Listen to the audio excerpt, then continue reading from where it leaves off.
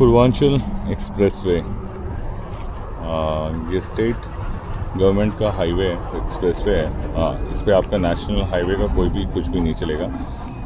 दो rule same है कि अगर आपके पास कैश, अगर आपका फास्टैग नहीं चलता है तो आपको डबल कैश देना होगा। टोल ज़्यादा है बाकी एक्सप्रेसवे से, बाकी हाईवे से and all. Generally national highway पे 1 रुपये या 2 रुपये किलोमीटर लगता है, इन एक्सप्रेसवे पे 5 रुपये किलोमीटर लगता है। अब देखो ये कितना मस्त स्कैम है। ये रोड जो पूरी बनी है ना, ये हमारे टैक्स के पैसे से बनी है। इसका जो भी एक्विजिशन हुआ है, सब कुछ हुआ है, रोड एक्विजिशन हुआ है, मटेरियल आया है, सब कुछ आया, ये हमारे टैक्स के पैसे से है।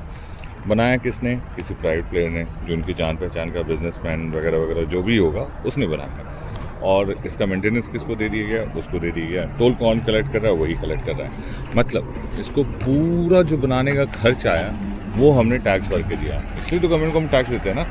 अगर हम टैक्स नहीं देते तो गवर्नमेंट प्रोक्योर कैसे करती है, टेंडर कैसे निकालती है? पॉइंट इज़ कि हम टैक्स देते हैं, गवर्नमेंट उसके बेसिस टेंडर निकालती है और फिर प्राइवेट प्लेयर को दे देती है, और उस प्राइवेट प्लेयर का टैक्स, टोल टैक्स हम भरते रहते हैं। ये स्कैम है। ये कनेक्टिविटी नहीं है, ये इंफ्रास्ट्रक्चर नहीं है, टोल स्कैम है। गवर्नमेंट को जब हमने टैक्स दिया ही है तो फिर हम टोल का क्यों एक्स्ट्रा टैक्स देते हैं? एक्सप्रेसवे का क्यों एक्स्ट्रा टैक्स देते हैं? नेशनल हाईवे आप बनाइए। आपने नेशनल हाईवे नहीं बना रखा है, इसलिए लोग मजबूर होकर एक्सप्रेसवे पे आते हैं। नेशनल हाईवे की ऐसी हालत है कि हर 2 कदम पे या तो गड्ढा है, या तो फिर ट्रक है, या फिर आदमी है, इंसान है, सब कुछ है नेशनल हाईवे पे। आप ऐसा नेशनल हाईवे क्यों नहीं बना सकते? बना सकते हैं।